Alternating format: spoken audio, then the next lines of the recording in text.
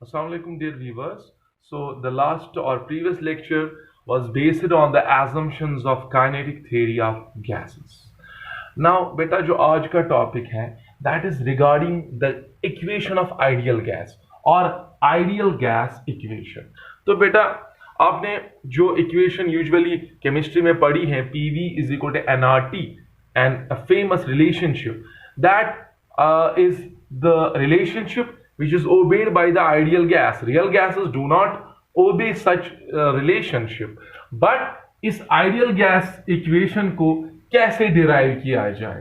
तो बेटा पहले ये बात आपको समझनी है कि ये जो आइडियल गैस है it should obey certain laws and those laws are known as gas laws.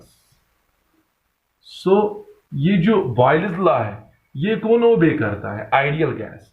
Charles law कौन ओबे करता है? Ideal gas. गाइलुसेक्स और pressure law it is also obeyed by an ideal gas. तो या ये वो गैसेस ओबे करते हैं जिनको आपने किस प्रेशर पे रखा है? लो प्रेशर पे. और किस टेम्परेचर पे रखा है? High temperature. I told you कि अगर आप रियल गैसेस का अप्रोच देखोगे उनका अप्रोच आइडियल गैस की ओर हो जाता है जब आप उस गैस को हाई टेम्परेचर और लो प्रेशर पे रखोगे. क्या होगा? लो प्रेशर की वजह से इनके बीच में इंटरमॉलिक्यूलर फोर्स कम हो जाएगा. सो उस वजह से it will approach towards ideality. So इसलिए हम क्या कर रहे हैं बेटा, ये जो आइडियल गैस इक्वेशन है you can also apply it to the real gases but under certain condition. So now ये जो आइडियल गैस है मैंने आपको बताया दैट इट शुड ओबे और we can say it obeys Boyle's law, Charles law, Gay Lussac's law. Now I want to derive this law. So let us derive. Question आपको आ सकता है derive ideal gas equation. So let us derive derivation of ideal gas equation. तो बेटा क्या हो रहा है? हम मान रहे हैं, मान लो आपके पास एक आइडियल गैस है. It is kept inside the cylinder. Okay, and this cylinder is fitted with a piston. Now क्या हो रहा है? मान लो इस सिलेंडर में जो आइडियल गैस है इसका इनिशियल प्रेशर P1 है, इसका इनिशियल वॉल्यूम V1 है और बेटा इसका इनिशियल टेम्परेचर T1 है. नाउ कुछ हो रहा है इस सिस्टम में. Process is thermodynamic process has occurred due to which in variables में तब्दीली आ गई. बेटा क्या हो गया? नाउ दिस फाइनली इसकी जो फाइनल स्टेट बन गई उसमें इसका प्रेशर आ गया final pressure P2, final volume V2 and final temperature T2. सो क्या हो रहा है इस गैस में? इस आइडियल गैस में हमने ये देखा कि इसकी स्टेट चेंज हो रही है from P1 V1 T1 to P2 V2 T2. So in this gas let the pressure changes from P1 to P2, let the volume changes from V1 to V2 and let the temperature changes from T1 to T2. तो अब क्या करोगे बेटा? हम मान लेंगे कि ये जो चेंज आ रही है यहां से यहां तक, this change of state is taking place in 2 steps. कितने स्टेप्स में ये चेंज आ रही है? 2 स्टेप्स में. क्या हो रहा है?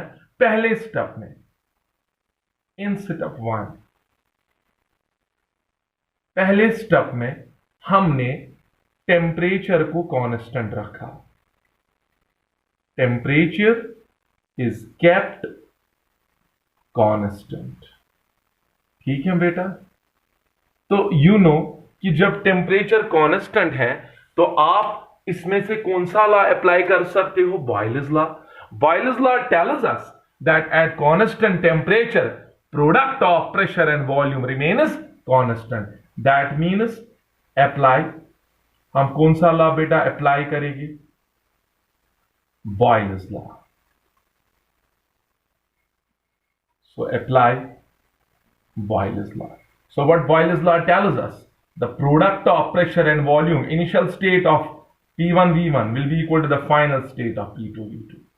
So P1 V1 is equal to P2 V2. Is that clear? लेकिन हम क्या कर लेंगे, हमने अभी कहा कि ये दो स्टेप्स में हो रहा है ऐसा, तो हम क्या मान लेंगे, इसका इनिशियल प्रेशर बेटा कितना है P1 V1, इसका फाइनल प्रेशर कितना है P2, और जो हम वॉल्यूम रखेंगे let it is V dash.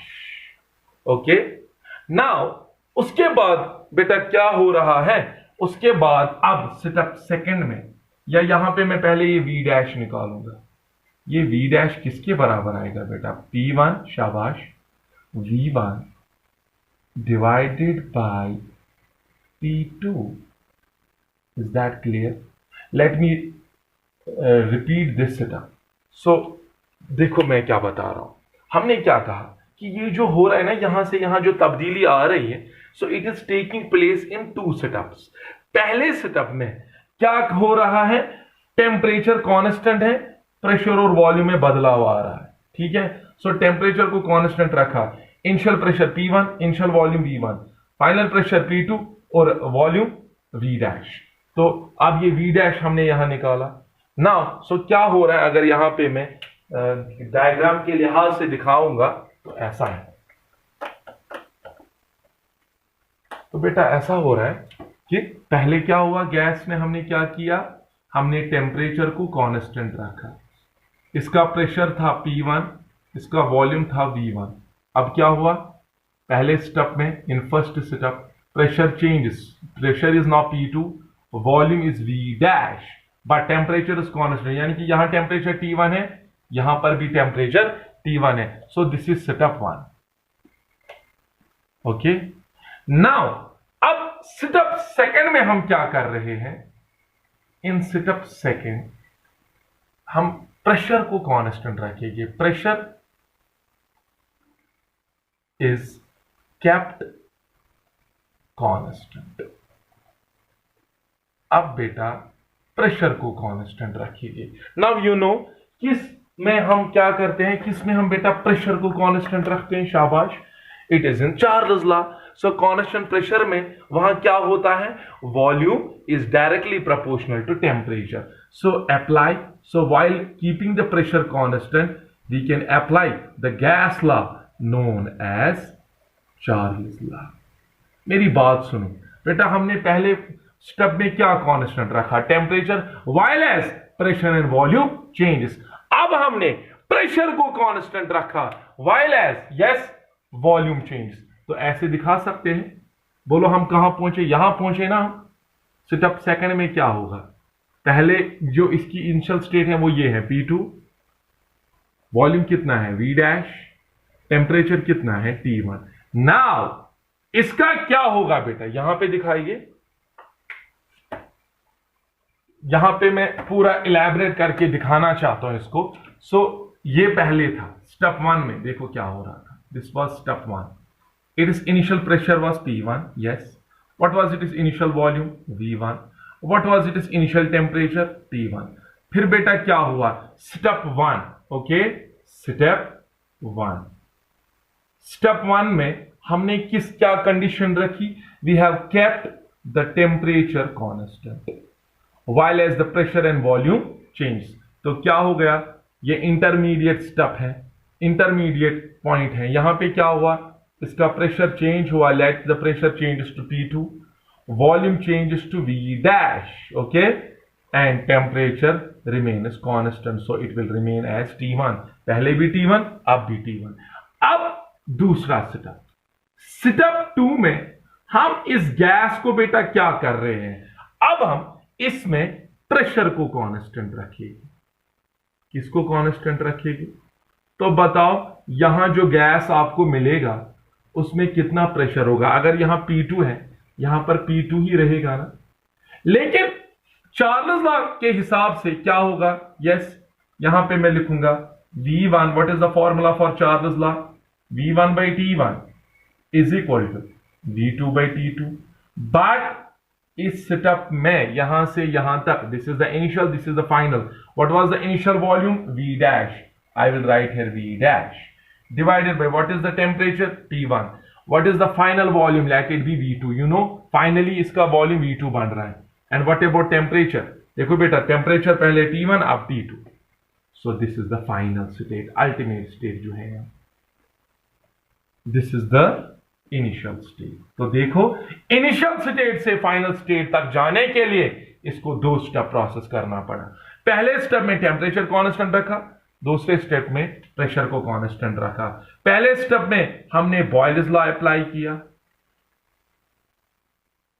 और दूसरे स्टेप में चार्ल्स लॉ अप्लाई हुआ। चलो बेटा, पहले मुझे बताओ, पहले स्टेप में जो यहां, चलो ये जो V2 है, मेरी बात सुनो, हमने V डैश अभी निकाला ना पहले स्टेप में, वो V डैश बेटा किसके बराबर निकला था? V dash is equal to P1 V1 divided by P2. Okay, so let us substitute the V dash, value of V dash here. बोलो V dash के बदले क्या लिखेंगे? P1 V1, yes, divided by P2 T1 is equal to V2 by T2. तो initial values को left, final values को right. तो क्या निकला यहां पे? P1 V1 divided by T1 is equal to P2 V2 divided by T2, so is equal to what? Constant. तो इसका मतलब क्या हुआ? ये जो PV बाय T है, इसका रेशियो आइडियल गैसेस के लिए क्या होता है? कांस्टेंट। सो यहां पर जो PV निकला वो बेटा किसके बराबर निकला? Constant times T। तो वो कांस्टेंट किसके बराबर हम लिखते हैं? That constant is known as gas constant. तो PV किसके बराबर बेटा यहां निकला? RT। So let me repeat this setup. So क्या किया बेटा मैंने? दूसरे स्टेप में चार्ल्स लॉ, इनिशियल वॉल्यूम कितना था यहां? V dash, initial temperature T1, final volume V2, final temperature T2। V dash हमने पहले स्टेप में निकाला था, तो वो यहां पुट किया, तो यहां P1 V1 by T1 निकला बराबर P2 V2 by T2। That means this ratio is constant. So that means pressure volume का प्रोडक्ट और डिवाइड करो टेम्परेचर के साथ, वो क्वांटिटी हमेशा क्या रहेगी? कांस्टेंट। T को वहां ले जाओ, और ये जो कांस्टेंट है, this is known as gas constant, represented by R। तो PV निकला ना RT, which we call as ideal gas equation। और अगर n मोल्स हैं तो आपको पता है आपको क्या लिखना पड़ेगा? nRT। so for n moles of gas, yes, PV can be written as nRT। is that clear? so now ये जो गैस कांस्टेंट है बेटा, इसके बारे में, इसका वैल्यू निकालने के लिए देखो क्या करेंगे। सो let us find out the value of R। देखो बेटा, इस R का वैल्यू कैसे निकालेंगे?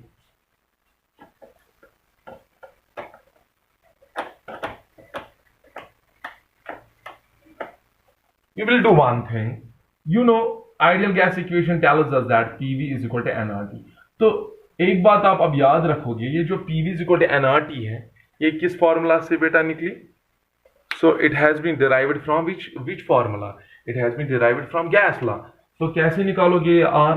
एट नॉर्मल टेम्परेचर, और at normal temperature and pressure, जिसको NTPV कहते हो। बोलो बेटा, R किसके बराबर आप लिख सकते हो? PV by NT। Take 1 mole of gas, what will be the pressure? Normal pressure कितना होता है? 1 atmosphere. 1 atmosphere means 1.013 into 10 raise power 5 Newton पर मीटर स्क्वायर, मल्टीप्लाई बाई, बोलो बेटा, 1 मोल ऑफ गैस कितना वॉल्यूम ऑक्यूपाई करता है? बिकॉज n हमने 1 मोल लिया, volume occupied by 1 mole gas, 1 mole of gas, that is 22.4 litres. Is that clear? Divided by temperature. Okay, ये नॉर्मल टेम्परेचर है, that means how many degrees? 0 degree. 0 degree कितने kelvin होता है? 273। लेकिन लीटर को आप क्या बनाओगे? Metre cube. So you will do one thing, you will multiply it by 10 raised to the power -3 metre cube. ठीक है बेटा? So when you solve it, यहां पर जो आपका वैल्यू निकलेगा it will be 8.314 joule per kelvin per mole. अब बोलोगे सर इसका यूनिट आपने कैसे निकाला? It is quite simple. You know pressure और वॉल्यूम का प्रोडक्ट वर्क होती है और वर्क का यूनिट जूल होता है। N has the unit mole, temperature has the unit Kelvin, so its unit is joule per Kelvin per mole.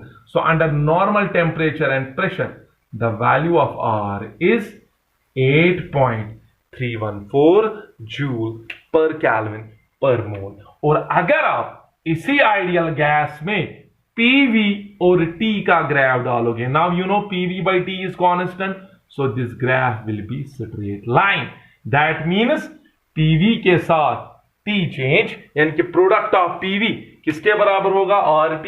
So with the change in T, product of pressure and volume will not change. So ये graph किसके लिए है? For ideal gas. लेकिन अगर real gas की बात करें तो वहां PV बाई T का रेशियो कांस्टेंट नहीं होगा. ठीक है बेटा, तो वहां क्या आएगा? द ग्राफ में be like this, the graph में बी लाइक दिस. सो उसमें PV by T curve straight line नहीं होगा. हाँ, लेकिन अगर इसका आप ऐसा गैस लोगे जिसका टेम्परेचर हाई हो, T is high and P is low, तो वो कर्व, उसका कर्व आइडियल गैस कर्व के बहुत क्लोज होगा. तो ये सारा कुछ आपने स्टेट्स ऑफ मैटर में पढ़ा होगा. So here we have derived this ideal gas equation. So the next lecture, a very important lecture which is based on the pressure exerted by an ideal gas. हम क्या करेंगे? हम उसमें ideal gas कितना pressure डालता है तो वो प्रेशर हमें डिराइव करना है. वो बहुत इंपॉर्टेंट है. उससे हमें काइनेटिक इंटरप्रिटेशन ऑफ टेम्परेचर भी निकलेगा. तो यहां समझ आया आपको ये कैसे है? सो PV by T constant means that pressure और वॉल्यूम का प्रोडक्ट टेम्परेचर के चेंज होने से चेंज नहीं. हाँ, प्रेशर चेंज होगा, वॉल्यूम चेंज होगा, लेकिन इसका प्रोडक्ट हमेशा क्या रहेगा? Constant, even if the temperature change. So that means उसका ग्राफ कैसा हमने दिखाया? Straight line. लेकिन ये जो कर्व में दिखा रहा हूं ये